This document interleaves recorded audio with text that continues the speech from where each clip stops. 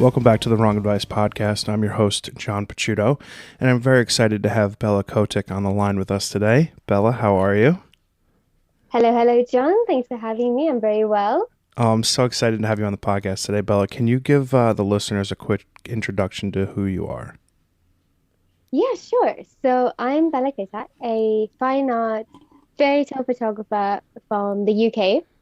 I would sort of describe my work as very feminine driven, empowerment, floral heavy because I love flowers and nature, and storytelling. So yeah, that's me pretty much in a nutshell. Elevator pitch 10 for 10. I love that you said fairy tale because I felt like I was living in one going through your website yesterday and looking at all your work.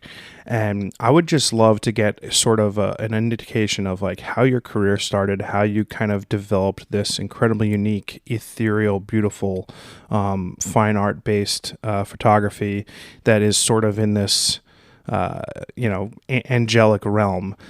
So what was like the process to the start of your career? Oh, well, it makes me firstly very happy that you felt like you fell down the rabbit hole I did. because that's my goal. I literally, with my pictures, my goal is to just invite people into another world. And so whenever I hear that from somebody, it makes me super duper happy. Oh, good. Um, yeah, so basically, oops, sorry, what was the question? I was saying, talk to me about like how you started your career, like what sort of drove you to photography and like what was the process like to developing this incredibly unique style of yours? Well, you could tell my ADHD really kicked in there. Um, I know I have the so same issue. It's I, fine. okay, great. So this is going to be super fun. I sort of fell into it by chance, as I think a lot of people do when it comes to photography.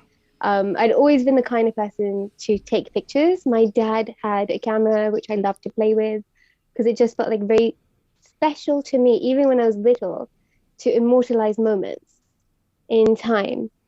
I just always thought that that was something that I was always naturally drawn to. So even though I've been interested in the arts, I used to paint and draw and sculpt and do all sorts of things.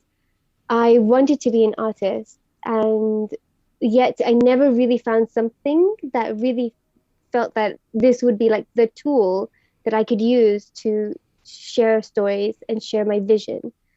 And while I was very lost trying to figure this tool out, I needed to go to university because I was at that stage in my life, and I chose to do architecture, Hmm. mainly because it had the letters for art in it. And my dad wouldn't let me go to like art college because he was like, no, no, no, I would much rather you go to a university. And I was like, okay, dad, middle finger, and picking a subject out of the blue that has the letters for art in it. So that happened to be architecture. I love that. And yeah, so in that course, I needed to learn a bunch of programs, and Photoshop happened to be one of the main programs. And I didn't know anything about it. So I would jump online looking for tutorials or any sort of information I could find, and quickly discovered Flickr, Hmm. where all of these artists were like going Photoshop heavy on the images. It was Flickr and DeviantArt, to be fair. And on Flickr, there was a 365 project, taking a photo a day. So yeah, I started this 365 project, thought that it would elevate me in terms of Photoshop. And then what it actually did was introduce me to nature and introduce me to being outside and connecting with the camera and realizing that this was a really fun way that I could express myself. And then really my photography is an evolution of that 365 project from the very beginning. Hmm. I now know, well, I sometimes am in front of the camera, but often I'll use other people to sort of project myself onto. Hmm. So things that are happening in my life, I will, reach out to a friend or something, yeah, a friend, or have like items in my life like wings or like just props, collect a bunch of props so that whenever I have something I want to like create, I can just sort of reach out to them, ask a friend to model for me, and just sort of create something that sort of, looking back now, I can really see the connection that it had with my life at that time. That's awesome. And so that's really how I'm where I am right now. Like the fairy tale world was there from the beginning. It started out with me being outside, me learning about the seasons and the bushes and times of days that I like to shoot. And then suddenly I've got like I would reach out to a friend and can I work with you? And it became easier to do that because I was more in control then of taking that picture because I was behind the camera and I could jump into the scene, tweak it, like direct them. Whereas it's a lot harder when you're in front of it. Mm-hmm. So that's how the evolution to where I am right now sort of started.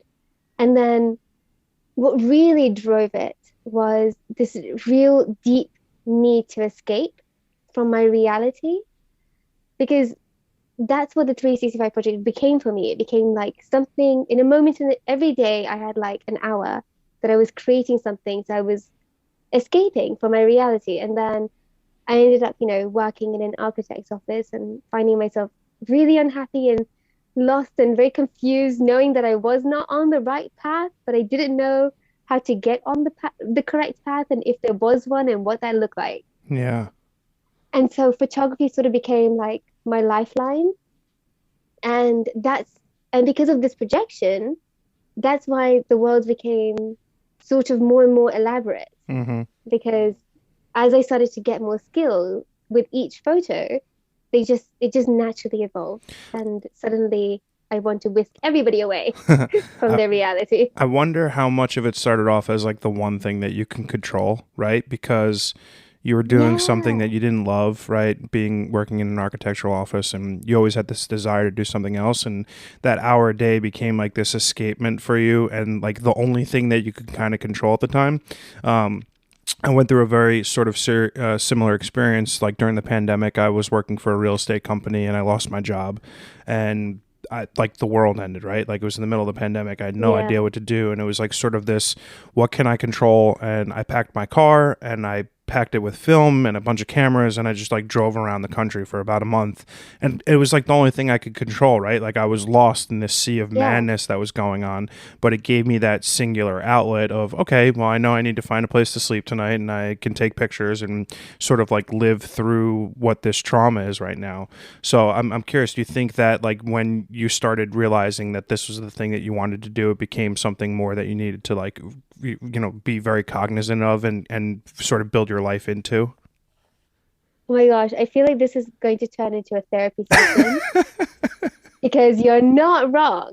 And I never thought of it that way, but actually that would explain my like controlling tendencies. Hmm. And I labeled it as, oh, I'm a perfectionist. But the reality is I need to be in control. And that's why I would have another girl or girls or like people in front of my camera because I had more control being behind the scene, capturing the scene and the vision. And yeah, you're right. Like I work by myself most of the time. So a lot of what you see, it like literally 90%, I would say, is me and the model by ourselves. Mm-hmm. Because I would do the hair, I would do the makeup, I would source the styling, piece it together as I'm styling it. Then I would like design whatever scene that I want to. So there I am set designing, and my goodness, it's all about control. I mean, that's awesome. I struggle a lot of times. I mean, you have an incredibly unique style. You have a like an attention to detail that I struggle with when it comes to being creative, right? And I'm curious, like, did you have like a large imagination as a child? Like, were you reading a lot, watching a lot of movies? Because a lot, like, I see that in your photography and your art.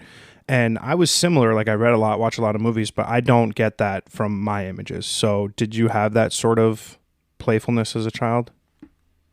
Yeah, always, ever since I was little, I always used to, one of my favorite things to do was whenever we were driving, looking out the window and like imagining myself like using the landscape. So like hopping along the telephone wires or like springing to the moon or just something silly. Like I was always imagining something and always daydreaming, always watching like anything visually pretty.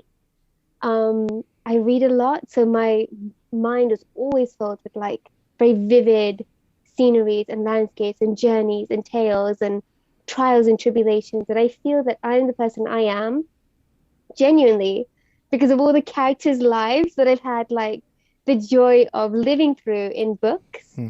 and the lessons they've learned. I've like, I I love feel that. like books brought me up a lot. Yeah. Um, yeah. I'm super curious. So So you went through like what everyone does, right? You go to high school and university, and then like you got to go get a job, and like you realize you're not happy, and you're like, what can I do? And you start filling your time up more and more with photography, and then you start gaining traction.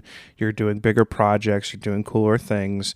At the beginning, what like sort of inspired you to initially pick up the camera, and what sort of what does it for you now, right? I'm sort of curious about the different sort of inspirations that you strike from like your first chapter to chapter now. I think in the beginning it was learning Photoshop. And then because I didn't have, because I hate letting people down, it made more sense to take pictures of myself. And one of the things I always struggled with was like self-image. I never, sounds kind of wild to say, but I never really accepted my vessel, Hmm. never connected with this human body that I've been gifted with. I never connected with it when I was little. I really didn't understand why I didn't have red hair or like a green tail like Ariel or why I didn't look like Pocahontas. You know what I mean? I just Yeah. used to really, really struggle with that. And especially self-image. I hated being in photos. So it made sense for me to be in front of the camera because I had control of that narrative. I hoped through it that I could build a better relationship with myself by seeing that myself in a different way, from a different viewpoint, like that I did belong in magical lands and I did belong in, pretty pictures because I never thought that was possible for somebody who looked like me. It's so serious, it's silly. But now I understand it more because it was just a very, very big lack of representation Sure. of skin tones back then Yeah, totally. in mainstream media. Hmm. So no wonder I felt like I couldn't relate to myself because I was relating to all of these characters and none of them looked like me. No, they all were, 6'1" blonde Swedish women, They're right? just Yeah. pretty girls. Yeah. Yeah, like pretty usually Caucasian characters in books, in all the fantasy books. It's very rare to find like an Indian girl. Yeah, right. It's why I didn't go into acting either, because the time I really wanted to go into acting. But yeah, anyway, coming back to it, that's how I started. Like that's why I picked up the camera too, and that's why I put myself in front of the camera. And then now, after sort of going down this whole journey of like creating characters and projecting myself, I'm now on the other side where it's really important to me to really represent that diversity that I didn't have when I was younger. Mm. And initially when I was shooting, so if you go through a lot of my Instagram, you will see that it's a lot of, I would say a lot of Caucasian women, mainly because I live in the countryside in Oxford and all of my friends are English and I tend to work with whoever's near and around me. And at that time, I didn't really think about that narrative of, the importance of representation at that time. It was more about, who's available tomorrow. Hmm. Whereas now I have that privilege and now I really consciously do go out of my way to find models in front of me who are representing all body types, all colors, all, aesthetics, Mm. because, beauty is confidence. Like beauty is confidence. Yeah. So yeah, I love that. that's where I am right now. Do you think it's also like I feel like we're living in an interesting time to be a photographer because there are not as many constraints as there was, like say even like 5 to 10 years ago, about like who you create the images and the art with. So it's like sort of a freeing time where there's no constraints to the who, what, when, where, why, and how. It's like as an artist, you're given this lateral freedom to create, and it's almost, I hate to use this term, this is so douchey, but like the market will decide if your work is good or not. And I hate a lot of that is like mob mentality on social media, which we could talk about for hours. But it is also sort of freeing in that there's no constraints anymore. At least I don't feel that way. As a white male photographer, like I don't feel like I have to shoot just white women, or like I could do whatever I want. Like it's sort of nice because there's no constraints to what I want to create. And I don't know if you agree with that, or yeah. I completely agree with that. And I actually really, really hope that we are going more into that world. So right now, so you're in the States, I'm in the UK. We have both of us in our countries had a huge shift in the market, um, embracing diversity. And that is wonderful. I still think there's a long way to go, So long. but but we've started, Yeah. and that's so important. I was just in South Africa, and we were working with a lot of girls there who are of mixed ethnicities, and they still said that in Cape Town in particular, which is where we were based, they really struggled because a lot of the jobs were not going to them, and they were not even considered. Hmm. So it just goes to show me that their market still needs to possibly, and not just that, but like there may be many other places where Totally. particular markets really need the same evolution that we have.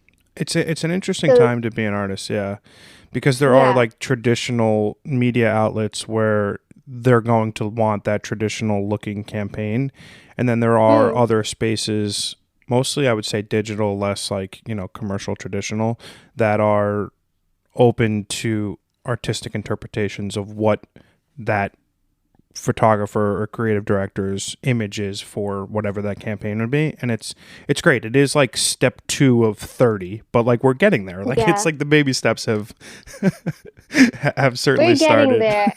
And we start and we share and we create with the intention to change the world through art. Yes, I love that. So, I think it's mm, funny that, like, so I've been a longtime Twitter user.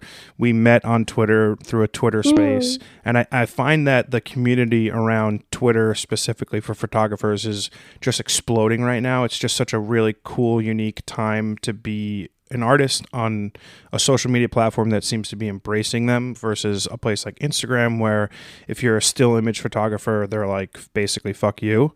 I'm sort of curious about your relationship with social media, from an art perspective, and then also from an individual perspective, like just you as a user and then you as the artist. oh, that is such a great Well, question. thank you. Um, you really, as a user, I love social media. I think it has great power for change and great power for destruction. Mm, And it's a double-edged sword. And how it is used is usually within your own control. But sometimes social media is a really horrible place, especially when it's out of your control. mm-hmm. Um, I have been fortunate that for me, it's been pretty good. It's been a safe space. I've been able to share my work. As an artist now, I've been enjoying social media because I've been able to share my work and really utilize the support that I've been able to somehow receive to motivate me and inspire me to continue on my artistic journey. Because I believe if it wasn't for social media, I don't think I would be creating this art. Oh wow. Genuinely, genuinely, because I'd been searching for so long, and like for painting and drawing at that time, there was no social media place to share it on. And so I would create all this art, but I never really knew how to get it in front of people. But immediately with photography, which I started sort of at the rise of Instagram, I managed to like have immediately the space like Instagram and Flickr and Facebook where I was able to share visuals and they were able to get attention. And suddenly I had all these lovely comments and I wanted to still receive them. So I would still like create more art. And it was like, I want to see more. So I'd be like, okay, I'll make more then. And it was because of social media that I am exactly where I am at this point in time That because of that support. That's awesome. I agree from an inspiration perspective. I'm like when I find new artists like yourself, and I'm like taken away to this place where you come at some. We do the same thing, right? From a completely Mm, unique, otherworldly perspective. It's inspiring. It like gets my creative juices flowing. It gets my artistic desires to create going. And I think in that regard, it's a great help for me specifically. And you mentioned therapy. These conversations are sort of like therapy, and I use them as creative fuel because I think so often that we're in a space where it's incredibly incredibly competitive, and it's very Yeah. easy to pit one artist against another for dollars, right? Because at the end of the day, we all need to pay our rent. And I Mm. was almost trying to come at these conversations and this space in a completely different way, in that a rising tide lifts all ships, right? We're in a really unique time in the art world where there's a lot of money coming in and there's a lot of creative freedom coming in, which makes it a great place to be. And it doesn't have to be, oh, they've got 10,000 followers and I've got 1,000 followers and they sold this for that Mm. much. And it can be very dividing. Social media can be like that. And I'm kind of nice. Yeah. It's nice to see how it's sort of going the other way. As an I individual perspective, how do you look at it? Yeah. I think something that I was not expecting to come out of social media was imposter syndrome. Oh, yeah. I was not expecting that, and when it hit, it knocked me back, and I didn't even know what it was. As I think many people, they when it hits, they don't really know. They just know that suddenly you're not feeling great, and you're comparing. In my case, I was comparing, feeling not great, feeling I was not worthy, not good enough, that I was like people were like applauding the facade, and it was just a very bizarre feeling, and I couldn't, and for me especially, I didn't even realize this, but I know I'm very competitive, but the comparison game, it's really painful, Mm. uh, really, really painful. So I actually would work really hard to sort of be like, okay, well, I might be feeling all these feelings, so I'm going to work twice as hard, because then I can use the fact that I'm working. At least I'm trying, like, at least I'm trying, like, as my sort of like argument. But then what that then did was create intense burnout. Oh, yeah. So it's all like part of this cycle where I felt bad. So then I would like work extra hard to be like, no, I'm working hard, I'm pushing through. I'm like, even though I wasn't enjoying it, I find but I that, would be like, no, no, I was just yeah. say, I find that interesting because your art comes from yourself, right? Like you are very like Mm, centric focus in terms of you're creating these stories and these narratives, that I'm almost surprised that you've encountered a fair bit of imposter syndrome, because you're developing your own sort of work and style. And yeah, I don't know how I would feel if I were you, like trying to compare myself to other people, because you're doing something incredibly unique to yourself. well, what I did was, I noticed that there were and other fairy tale inspired photographers. Hmm. And I thought I would create a community, which I did. So I have a community group on Facebook called Fairy Tales and Fantasy with Bella Kotak, and it brought together an incredible amount of talented artists. It is one of the best things I've done, because I now am connected to so many cool people in the world Yeah. and artists, and like we all support each other and nurture each other's art. But then when you see so much cool stuff, you feel like you're not very good. Yeah. I feel that. So I so get then that. that's what happened. Yeah. So it's like the best thing I created, but potentially somehow, and I'm confessing this, I think for the first time, for me, it did a real number on my self-confidence. No, I totally understand that. I go through that a lot. Like my go-to on imposter syndrome is, from a confidence perspective, I'm immensely confident in the human being I am, in my desire and my drive to be like a good person and create work that makes me happy. Mm, I do primarily street and documentary photography, and I was very lucky to recently have one of my photographic idols on my podcast, Stefan Vanasco, and I was that's awesome. super like stunned about his work and his process, and the images that he creates are, to me, uncomparable to any other street photographer out there. He's my Mm, number one. So then when I look at what I've created in relation to him, there's no comparison, right? I could never live up to that sort of level of skill and work. That being said, I think the best thing that I learned about imposter syndrome is that because it is primarily focused on what we compare our work to on a digital landscape, and it's not actually real life, like when I was super hyper focused on the number of followers that I have or number of likes I get on a photo, and you start putting mm, that context into real world practicality. If you had 50 people like one of your photos and you have a gallery showing and 50 people show up, mm. that's a lot of people. right? Yeah. But the way we view social media, if you don't have 2.5 million Instagram followers, you're not a success. So the way Wild. in which we measure success digitally is so beyond what we would practically experience in real life that Yeah. it just warps our understanding of like what is like success. You're not wrong. That is very, very, very true. And then sometimes the best thing to do, which is what I did, is take a step back from social media. Mm-hmm. Take it back and get some perspective.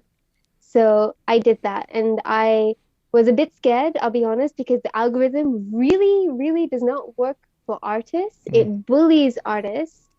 And but at the same time, it was one of the best things I did. So I took a step back for about 2 years to really Wow. just take a rest and sort my head out and figure out that I'm pretty cool. I love that. Like like genuinely, I'm okay. Like I'm pretty cool. Like by myself, I'm very satisfied. Like you said, I focus very hard on just being a really good person. And that's honestly like, yeah, you're already stepping in the right direction just with that. Um, and now I've like come back again, and I really feel like that's why I could talk about my triggers for imposter syndrome like now, because I wouldn't even acknowledge it back then Wow. because I didn't want it. It was in a box in my mind. Yeah. Whereas I've had like it takes time to take it out, go through it, figure yourself out, and then come back. I encounter imposter syndrome and like confidence issues like the first 5 minutes when I'm about to do like a shoot. It doesn't matter what it is or if I've shot with someone for the 100th time or whatever. It's like that first 5 minutes and you take like two really shitty photos. You're like, oh my God, I'm the worst. What am I doing? I'm super curious. You've obviously spent a number of years developing your style and your storytelling. How does your confidence grow each time you get behind the camera? Oh yeah, I'm very confident behind the camera. I love I'm fine. That's my favorite part of the experience. Like when it comes to creating art and everything, it's not the post-production. It's not, I mean, it's really fun post-production and it's really fun sharing it because you can attach all the stories you want to share and then you see people's like reactions. But my favorite part is being on the shoot, creating the scenes, pulling it all together, vibing with my team, with my subject. And I know, and it sounds so crazy to say, I know we'll get a good shot. Like, I know it. Like, I try and never leave any doubt in my mind because I guess this is actually a really good tip. There's some things you focus on and some things you don't. And if you're going to focus on something, focus on just nailing it. Like, mentally going, I'm going to nail this. I'm going to nail it. And I think in a way it's just saying like affirmations, saying it out loud. So I just do that. I'm like, I'm going to get it great. I'm going to get it. And then I look for it. So then I move around, like initially, and many times this has happened, we would have set up, spent ages setting up. And I'll take a few shots, I'll move around, and I'm like, oh, this is not it. This is not, I'm not feeling the feeling I want to feel right now, which is like, oh, wow, like that's the feeling. So then, yeah, sometimes I just get the model up and we move and then I'll set up somewhere else and just figure it out. But I know mentally I'm going to get it. And I just chase the wow shot. And the moment I get the wow shot, I know it's a success. And even sometimes when I don't get the wow shot, I still feel like I can create the wow shot in post-production using all the pieces that I've captured on set. That's cool. So I feel like post-production is like backup, but I'm chasing the wow in real life on in the experience of shooting. Yeah, if you don't make it in the field, it's going to be hard to develop it in post, right? Like you need to have. Yeah. But I collect the pieces. So I'm a very like puzzle. You know, I told you like I have my props and then I like collect the subjects, my landscape. I'm a very like I love puzzles. So it's the same with on the shoot. So I'll make sure like I've got shots from different angles, shots around the model. Maybe I'll get shots of hair flicking, movement, dress throwing, different poses, head poses. And then my final picture is usually a combination of like 50 images.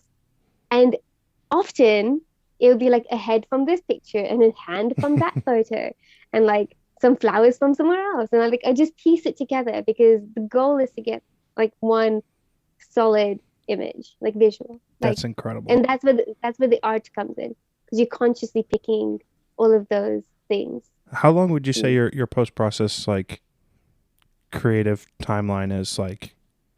Yeah, it can take anything from like 1 hour to 20 Oh yeah, that's because crazy. I'm I'm my worst enemy Yeah. and I am so indecisive.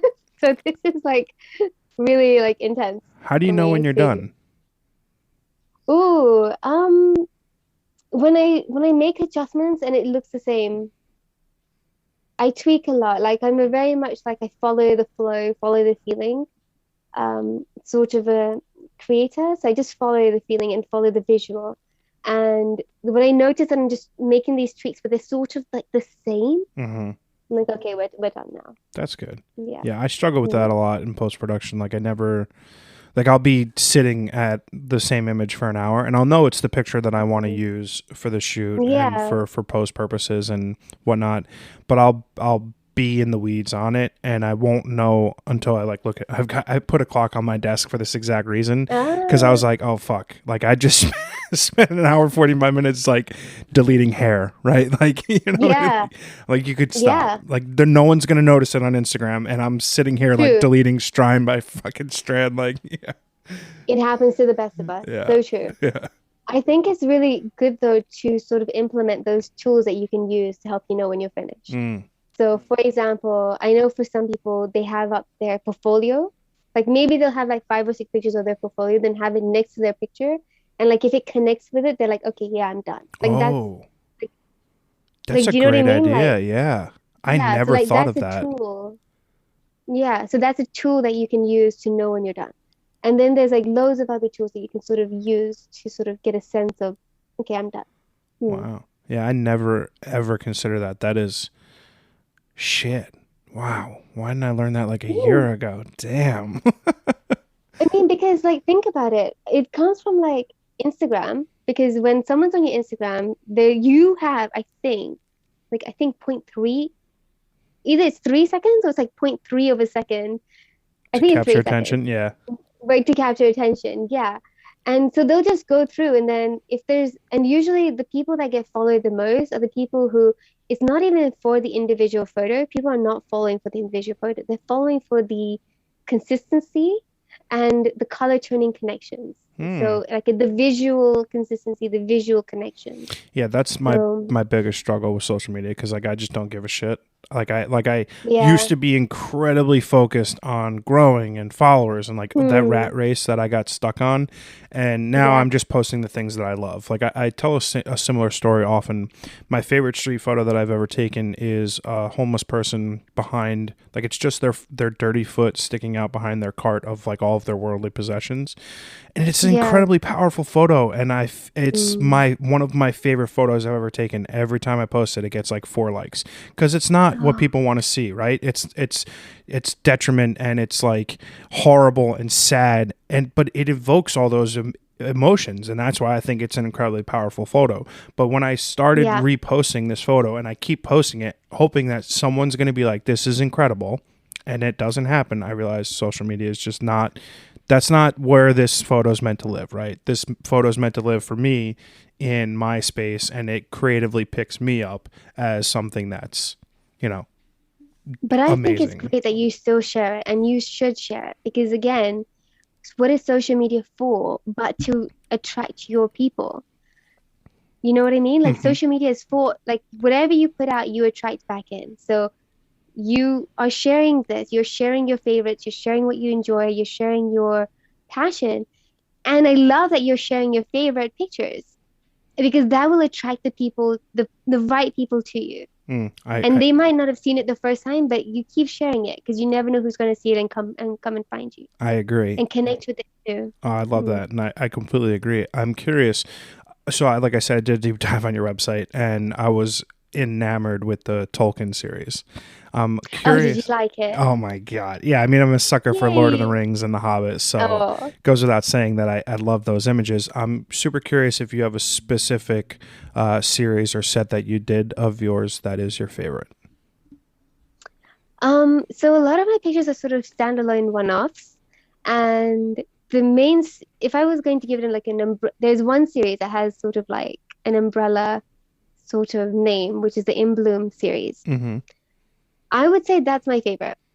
And again, that's a series of standalone images, but they're sort of the unifying thread is the fact that I created them at a particular point in time. And In Bloom really does represent my evolution, both as an artist, because immediately you will recognize the earlier pieces from the later pieces, and as as a storyteller, because the stories just get more and more fascinating and elaborate as I go down, learning all the skills and implementing them and gaining confidence as an artist, but also as a woman, like a girl slipping into womanhood. Because when I first started, I was very much a girl and very much like a young woman. And then I feel now I've definitely sort of settled into myself. And that shows in the art. So that would be like my favorite series. But like you, it connects to you deeply. And Mm-hmm. then you have to see who else it connects with. And sometimes some pieces of art, they just, yeah, they just connect more with others than with you, and that's okay. I think I read somewhere that when you share art online or share art into the world, it belongs to others now. And it's And I not thought that yours was anymore. interesting. Yeah, Yeah, I that thought that was interesting that is because interesting. others make of it what they will. I'm, the thing that I struggle with is like I'm starting to try to reframe how I measure my career in terms of success, right? So like Mm, for a lot of my corporate life, the success was measured by dollar figures and like shit, right? Like car, yeah. watch, house, blah blah blah. But like in Mm, my art career, I'm not necessarily measuring it so much in dollars and cents, which would be a very pragmatic, easy way to measure success. I think it's sort of multifaceted in terms of this community that I'm being a part of, opportunities yeah. that are brought to me, right? Like all these things are in effect replacing dollar figures, right? Like, or the only singular focus that I had when I worked in corporate America. How do you measure success in your career? Also, don't forget, you forgot to mention the opportunities you create for yourself. Oh, absolutely. Like Love that. this podcast. Yes. You're creating these opportunities. So it's success is this avenue in your life that you've chosen is allowing you to create particular opportunities that maybe other avenues may not have. Amen. True that. Mm, yeah. Um, yeah, what is success for me? I think it's very similar to you. Initially, it was monetary. And I think a lot of that was driven by the fact that my parents really wanted me to do a vocation that they felt I was earning a particular income. So I come like I guess honestly any person from an Asian background or a South Asian background Yeah. will tell you that one thing we all have in common is our parents accepting A's, not B's, Yeah, right. and You had to be a and doctor or a having lawyer, right? Yeah. accountants Yeah, or accountant. yeah, Yep. Yeah. yeah. Which is great. It's wonderful. But Sure. if you're an artist, then you're sort of fighting like a bit of a battle there. Um, so for me, success initially was about the income because I really wanted to show my friends that look, I can make it. Like I Yeah. didn't make the wrong choice, and now you can support me because I'm doing okay. Um, I'll be honest, I didn't quite hit that. I work really hard at it, and it is what it is. But the reality is now success is a lot different for me. What it is, success for me is I don't need a lot of money. I just need enough to have a solid, happy life. Mm-hmm. I want to have good relationships with everybody in my life, and I want to be able to create what I want when I want to. Um, and the freedom to create. That's for me success. Being able to be free, have time to make art. Um, and also, I broke my ankle last year, so now success is for me to just stay as healthy as possible. Oh, dang. That's rough. Because Were you it frolicking in the was woods doing a shoot? Like, what happened? oh my God, I was frolicking in the woods, so you got half of that right. Yeah. I was not doing a shoot, I was location scouting, but also just having fun with friends. And I just did a slip and fall. Ouch. That's rough. It was rough, but it really made me think that, damn, like I have one body and I'm so thankful that I have two legs and I'm able to move and I have my hands and now I'm going to use them. I think I the don't know why I needed that break to remind me of that. I think it's also like, your that was like your life's way of telling you to slow down, right? And I think that Mm, was an important lesson sort of learned over the last 2 years of this pandemic. Like, the important things in life are not the materialistic things. It is the people, the friends, the family, the people that you surround yourself in your life, because there are no guarantees. There's crazy no, shit going on in the world, and anything can happen. And that's what, your life can change in like a second. yeah. Yeah, and that's why Yeah. like building your life around the things that make you happy and fill you up are crucial. I think you reach a certain point, probably somewhere around 30, where life starts making a lot more sense. And I ask the question all the time, and I'm never going to get the answer. Is like, could 21-year-old John have learned the things that like 30 and 35-year-old John learned? And I don't think that I could have, right? It takes life experience. Yeah, which is why I really truly believe we need to change the age of what we define as adult. Ooh, Because this is a conversation, this is a topic I really feel so passionately about. We classify adult at 18. You're a child child. and you're still growing at 25. I genuinely feel that the adult age is 30. I agree. Because at 30, you have a solid sense of self and you are less likely to be swayed by the people around you Mm-hmm. into particular decisions. Until then, you're still a kid, no Totally. matter how grown up you think you are. That's why our 20s are so vicious, because we're figuring it out. And chaotic. They're chaotic, they're turbulent, you're still in teenagehood in our 20s. I agree with you Yeah. completely. I think that is an unfortunate conversation that will never take place, that will never be had. And I think the simple fact is that, like, humans, for one reason or another, don't respect the fact that we're all inherently flawed, right? So, like, a mistake that you Yeah. make at 25 can be replicated at 35, and that's not okay. And, like, there's just, I agree there should be a reframing of, like, what age is and, like, what adulthood means. And I just think that because of, like, the hypersensitive cancel culture we live in, it'll never happen. It's an unfortunate thing, but, I hope I'm Yeah. I wrong. think that, I really hope that's a conversation we can have one day. I don't know. Let's make a TikTok about it. Yeah, all right. I don't dance, though. You don't need to dance on TikTok. Yeah. You just need confidence.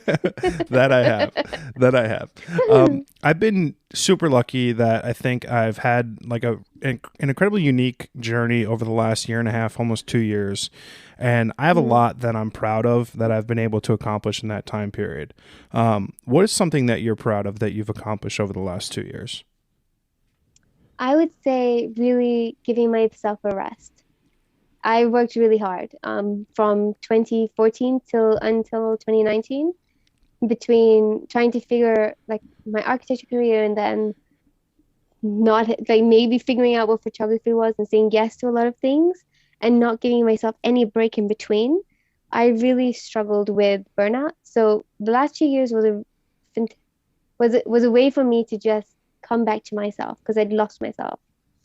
Um, in terms of achievement, I still took photos and I still created, which was really therapeutic. And actually, that's when photography, after taking it easy and lighter on myself, became more fun again.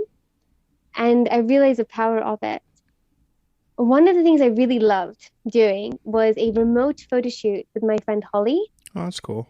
And yeah, I never considered remote photo shoots. It wasn't even like on my radar. Holly had mentioned it to me a couple of times, and I was like, oh, just come up to you. Like, it's easier. But then we were in lockdown and I hadn't created, and she was like, are you sure you don't want to try this? Like, it might be fun. And I thought, you know what? Fuck it, let's do it. Like, I'm not doing anything tomorrow. And so we planned to shoot, and it was the most exciting shoot that I've ever had. And it was remote. So here I am in Oxford. There she is in another city altogether. We're miles and miles apart, but we're creating art together through technology, through the phone and my computer. I'm taking the shots, setting the camera settings via my computer. Wow. And Yeah, and she's in front of it, and I'm guiding her through our WhatsApp video into position, asking her to move the flowers around. She'll move the camera around because I'll take a shot here, a shot there. We'll move the camera to get the angle I like. And then I'll just like direct her into poses, and she was it. And that is where how my picture Eve was created. Wow. Yes, Wow. it's wild. That is Remote photo wild. shoot. Wow. Mm. I tried that once during the lockdown and failed miserably. They're terrible. And I did try it though. I'll be honest, I thought it was going to be terrible. I actually told her that, Holly, I'll just like pay you because if this fails, then at least I know I covered you. Yeah. Like covered your costs. Like please don't have any expectations from me. Yeah, that's funny. And then we created this together. So I'm just like so stoked. That's awesome. I'm curious. So you have like a lot of intentionality behind your work, right? So I'm sort of curious how like the creative workflow. So like when I think of like my creativity, like I think of it like a bank, right? Like as things happen, my creative bank grows and I'm more willing to go out and make work. And sometimes like I just wake up and I've had a shitty night's sleep and my creative bank is like super low. When you have like a lot that goes into the like the shoots that you and the concepts that you build and these stories that you're telling, like when you're done, do you feel like creatively spent and like it takes some time to sort of like build that back up? Yes. That's another fantastic question. Holy shit. Like, you are killing it today, John. Like, wow. You're not wrong. And I really felt that like so deeply in my soul. I was like, I've used it all up. Like I've used up my creativity. I've been creating nonstop. And I was like, are they all looking the same? Like, am I just creating the same thing in different ways? And I wasn't sure. And I genuinely thought like, that's it. Like, this is my capacity now as an artist. And I wonder if we've ever reached, like, I think now maybe people do, like artists do have this feeling. I'm not sure, but I know I did. And my husband was the one who was like telling me that no, you're creative. Like you'll always create. He's like, no matter what happens, you're creative, you'll always be a creative. And you still have a lot more to give. Even if you don't know it, it's within you. And that was so wild because I sat with that for a bit, like, oh, it's within me. And you know how you said bank? So I don't imagine bank. I just imagine an ocean. Yeah. So I think the visual really helps because the bank feels like it's a vault and it's finite. Ooh. But the ocean encompasses the world and it's water which flows everywhere and it can flow through any crack. And so if you just, this is like the what I've been practicing now is imagining my creativity as water or air or wind. It just is in the world. It just exists in the world. I need to steal that.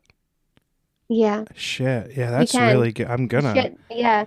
Because I do consider my creativity like a bank or like a cup, right? And it's like only so full at times, and sometimes I'm not feeling it. Sometimes I don't have like the energy or the desire to like go work and like do the thing that I love.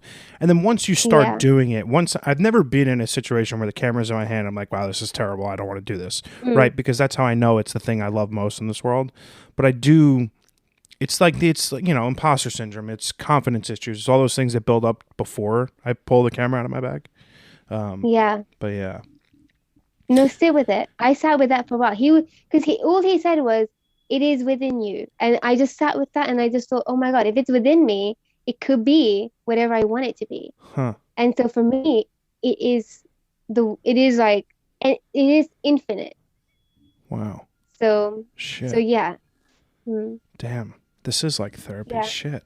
It takes the pressure off. It takes the pressure off completely. Yeah. Because then you know, like you are it. Like that's it. It's infinite. It's within you. I do think sometimes like the tools that I use aid or detract from creativity. Like, so I find myself shooting film more often than digital, just from like a creative perspective and the constraints put on that way to create. Like, I will primarily only shoot street photography on film because I think there's something poetic about a moment that's fleeting that is also captured not like with 700 images, but with like one or two. And some of my favorite photos that I've taken when I look at like it, like say it's a 3-frame dance, like the one that I end up Yeah. loving is very specific and intentional Yeah. to that moment. You work with a camera that's like very intentional and slow. How do you think that tool aids in your creative process? I think it's good to have boundaries because for me, I've always found that I work best within constraints. I like to push against them. I feel like whenever I have too many options or too many options, it's very difficult for me to select the right one. Whereas for me, I use the Phase One. It's a medium format camera. It is a heavy camera. You can't really shoot fast with it. So there is my boundary. And it's great because it means that when I take a shot, I've thought about it and I've thought about the moment that's coming because the phase doesn't really capture the moment that is. It captures the moment that's coming. So that means I have to look with intention at my subject and how she's moving and posing to see the moment that's coming so that I can press it for that moment. Wow. It's wild, but I love it. Yeah. It is a wild camera for sure. Oh my God. Yeah. But it's just incredible. Like the colors you can create with it, the size. And for me, my goal has always been to see my art big in a public space. And I've still yet to realize that vision. And I really hope it doesn't happen after I'm dead. But like my goal is print to your like work. see. Print your work. I do. Oh, I do okay. have big prints of my work, but I want like big prints in the world. Yeah, like a billboard, right? Oh, like anything, like a billboard in a museum, in a gallery, like in someone's like giant, I don't know, building. I don't know. Make it happen. Um, That's yeah, you're that's my right. goal for you this year. Like a Okay, 100 by make it happen. 100 print. I mean, that would be Oh, sick. Yeah. Yeah. bigger, Okay. 200 by 200. Yeah, that's massive. Yeah, that'd be incredible. But like, I Like mean, you'll be in the photo yeah, then. right. But I mean, if that's what you want, that should be like what you're doing, right? Like that's Mm, what you're like mm, aiming to create. yeah. I feel like the metaverse though can offer really exciting opportunities, not gonna lie. It's Because you can immerse interesting. yourself in the piece if you So like create for it. I'm glad you brought that up. I'm struggling mightily with NFTs and the digital space with artwork because what we do is inherently physical, right? Like Mm, the thing that we create, it happens in real life. And I know that yeah. 99% of photos live in a digital space. Mm, Like I'm putting together my first NFT project and I'm just having a hard time finishing it because I'm not connecting to it from a creative perspective. Like mm, I know what I want to make and I know what photos I want to include and I know the project that I want to finish, but I'm yeah. not launching it because I don't feel a connection to it. But like when I sell a print and I go to the photo studio to get it printed and I pick it up and I Yeah. hold it in my hand, that's real, right? And I have a Mm, visceral connection to that art. And I'm mm, struggling right now with the digital space. And that's why I spend a lot of time on these Twitter spaces to get inspired to yeah. create, because I think it is the obvious next evolution of art and photography. Um, Yes. but I do struggle. I am struggling with it currently because I just, I don't, I don't know what I don't know. And for some reason, I'm having a hard time like connecting with it. Well, for me, the way I think about it is that it's just people. Hmm.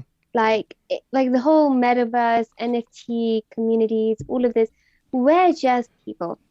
And it's people who want to just support your work in a different way. So it's a shame that you don't connect with it because actually I would like for you to.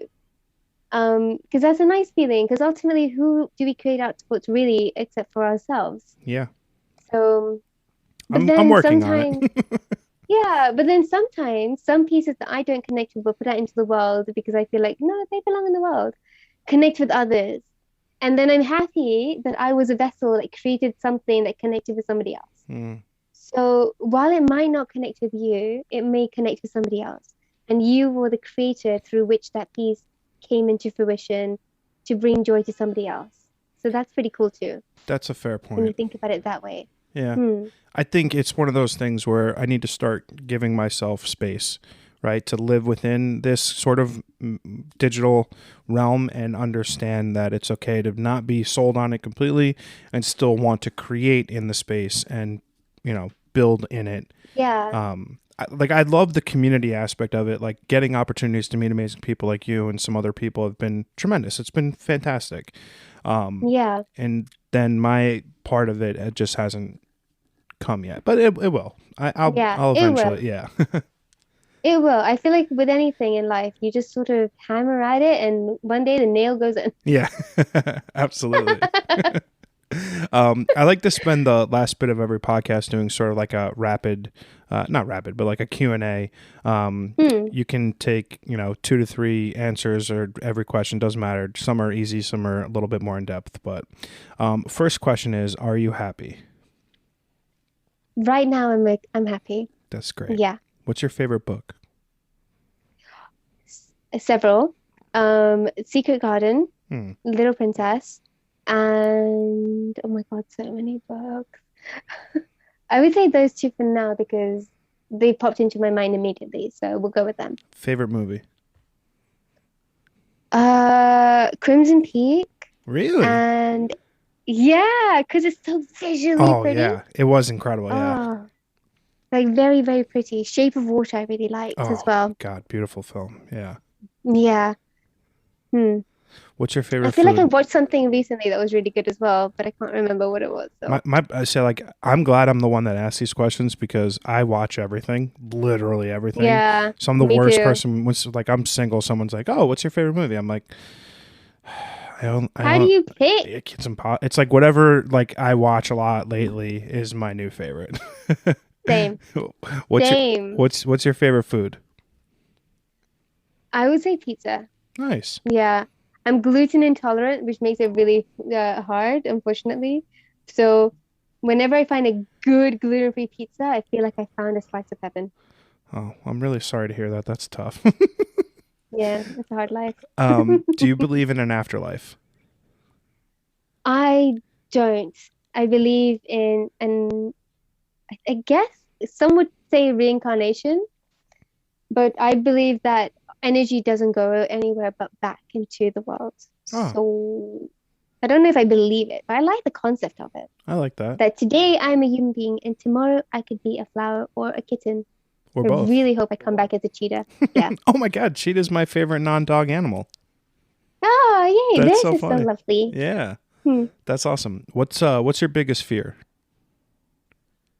Uh, to be misunderstood and jailed for it. Jailed for it. That is very specific. Because so many people are in jail that shouldn't be in jail. Like I feel so bad for them. But like, how many of them are photographers in the UK? Granted, photographers in other parts of the world definitely can be. That happens. But like you just don't know with the world. I watch it like I told you, I like you, I watch a lot of things. Too much. So Too much. you know that not everything is out of scope. So I think that would be like my biggest fear.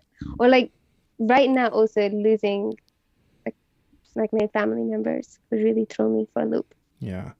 What's your biggest Yeah. dream? I think we know. Biggest dream is to, well, I think actually to have a house, because that's something I've wanted since I was 18 and I still haven't, I don't have it yet. That I bought myself or that I've designed myself and built myself. Oh, cool. That's like, if we're going to go big, like that's the biggest dream. It's like have my house that I've designed, built myself, where all of my creative friends can come and play and we can live a very happy life together I love that. until we grow old and die. Yeah, I like that. I too would like to live in a home that I design. I'm a few million. I'm a Yeah, few million short, but I'll get there eventually. we dream big. Yeah. What is your biggest inspiration? Um, Nature, 100%. Hmm. Yeah, colors, the sunsets, the sunrises, the earth, the tactile beauty of a world creating itself without human beings. Yeah, I like that. What's uh, what's the best piece of advice someone's ever given you? That I am a photographer and I was put here to do that. Hmm. So I should do it. Should stop dicking around and just do it. That came out very British, but I love that. Quit dicking around. I like that. What is your best piece of advice? To just do it. Whatever it is you want to do, just do it. Like, don't second guess it. It doesn't have to be perfect. You don't even have to enjoy the process. But if you want to do it, do it. Yeah, I get that a lot, and I think it's crucially important to be hammered home a lot because we live in constant fear of rejection and constant fear of judgment, that people often don't do that. And that goes to turn with my favorite piece of advice is don't worry about the wreckage of the future. Who the fuck knows what's going to happen? You might as well make sense of today and worry about tomorrow. Last question. What is a recommendation that you have for something that you've recently consumed? Could be a book you read, a podcast, a TV show, a movie, just something that you've recently consumed that you would like everyone to check out. A Quiet Place Part 2. Oh, yeah. 3's coming out. Wait, you ready for this? It sucks. 3 years. I know. I read that as well. I was like, oh, so far away. And the crazy thing is, I feel like it could be a series. Yeah. Like, it's so annoying that I'm waiting like years between episodes. It's crazy. I think Quiet Place 2 is one of those rare examples where the sequel was better than the original. Yeah, it was. I need to rewatch the original again because I know I loved it. And then A Quiet Place Part 2 was just so good. So yeah, again, that comes back to favorite movie because when I was watching that, I was like, I could watch this again. Yeah. Yeah, 100% recommend. Also, the way the storytelling process was for John Krasinski. Yes, who made it. He, in some of his interviews, he elaborated on that, and I thought that was really interesting. Yeah. And how they created it. Like, did you read it? They just went off somewhere small and made it happen. Yeah. Well, it was like the constraints of the pandemic, right? I think they didn't have the luxury of the first one where they had bigger budgets and freedom to roam around the world. But yeah, I think so I love everything that he does, going back to The Office to Quiet Place 2 and the what's the series he does on Amazon? I can't remember. Whatever. I love him. I think he's an incredibly wonderful creative. But yeah, so great. Him and Emily Blunt. Oh my God, she's just goals. Brilliant. Yeah. Such goals. Oh, it was really such goals. I'll send you after we hop off. There's a really funny interview clip where they were talking about how she was Mary Poppins and her kids were like, "You suck at this. How are you supposed to be Mary Poppins?" or whatever. I was like, I couldn't imagine. I'm like, oh my God, yes, send it to me. It's very funny. I definitely will. Bella, thank you so much for your time today. It was an absolute pleasure to get this opportunity to chat. I'm super appreciative of your time. I have a really cheesy line. If you've been on my podcast, you're part of my family. So thank you so much. I really appreciate it, and have a great rest of your night. John, thank you so much for having me. This was an honor and a pleasure. So thank you. Thank you. Take care. Take care. Bye-bye.